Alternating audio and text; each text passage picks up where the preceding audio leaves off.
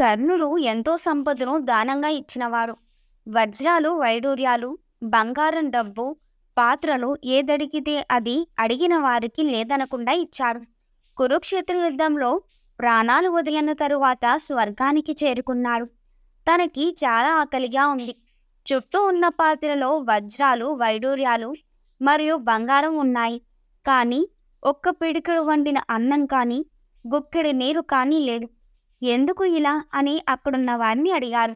నువ్వు దానశూరుడివి, అందులో సందేహం లేదు. ఎంతో బంగారం, వెండి దానం చేశావు. కానీ నువ్వు ఎప్పుడూ అన్నదానం చెయ్యలేదు. అక్కడ నువ్వు ఇచ్చినదే ఇక్కడ నీకు దొరుకుతుంది అని చెప్పాను. కర్ణుడు దాన్ని అవమానంగా భావించాడు. ఈ ధర్మ సూక్ష్మం తన గ్రహించలేకపోయాడు. తరువాత తనకి ఆకలి ఎక్కువగా సాగింది. అక్కడున్న వారు అతనితో, ఒకసారి కొందరు ఆకలితో నీ వద్దకు వచ్చారు. నీ వేలు చూపించి దుర్యోధను ఇంటికి వెళ్ళమని చెప్పావు. అన్నం అక్కడ దొరుకుతుంది అని చూపిన వేలును నోటిలో ఉంచుకుని చప్పరించు, నీ ఆకలి పోతుంది అని అన్నారు. కర్ణుడు వారు చెప్పినట్టే చేశాడు. వెంటనే అతనికి షడ్రసోపేతమైన భోజనం చేసిన తృప్తి కలిగింది.